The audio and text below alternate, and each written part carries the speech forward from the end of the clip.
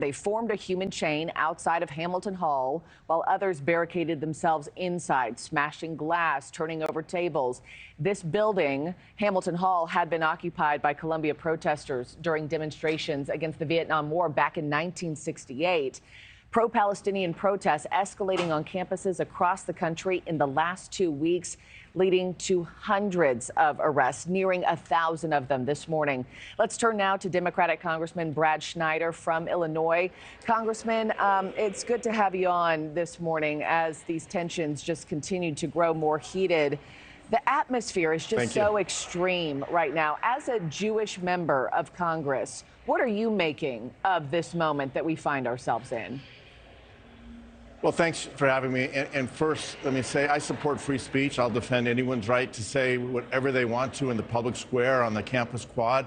And they have the right to say vile things, hateful things. That's what free speech is about. But it crosses a line when you get into intimidation, isolation, or exclusion of other students. And it crosses another line when you get into vandalism and destruction, and that's what we're seeing on these campuses. The administrations of these schools need to take action to secure their campuses, to protect all of their students, while also protecting students' right to express their opinion and engage in a fulsome debate about issues. But this is not about a debate. This is about violence and vandalism. I know you've also been following closely along with what's going on at Columbia this morning. As of last check, police have not gone in to break up these rioters, these protesters. Is that the right move? And what has to be done to restore peace and order here, sir? I think the administration needs to be stronger, and this is true for many campuses. They need to be stronger in the statement that students have the right to speech, to express their opinion.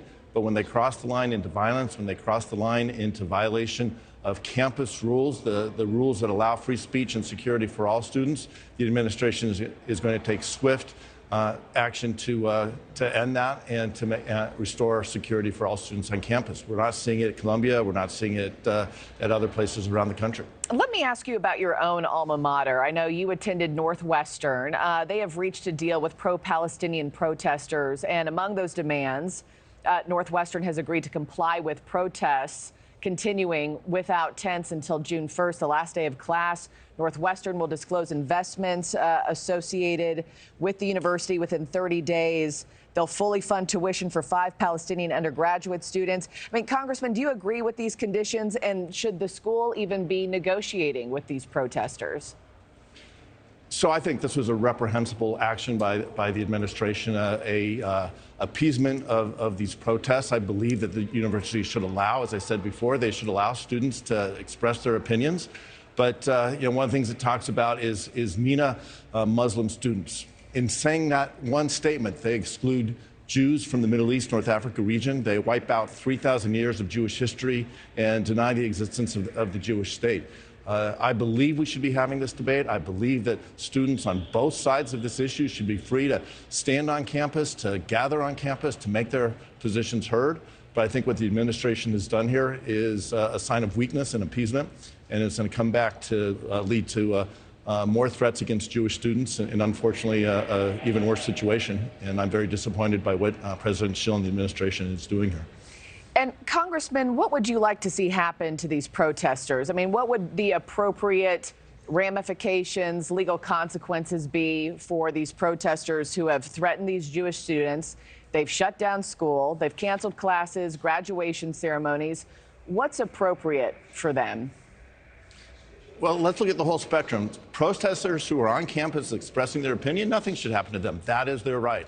Protesters who intimidate other students, who threaten other students, who block the path of Jewish students from going to class, they should be sanctioned, and the sanctions should be serious.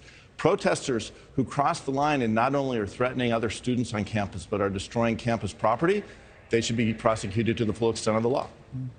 Congressman Brad Schneider, I have to leave it there, but I appreciate your time this morning as we continue to follow this unfolding news. Thanks for watching, everybody. Go to joinnn.com to find NewsNation on your television provider. Also, don't forget to click that red subscribe button below to get more of NewsNation's fact-driven, unbiased coverage.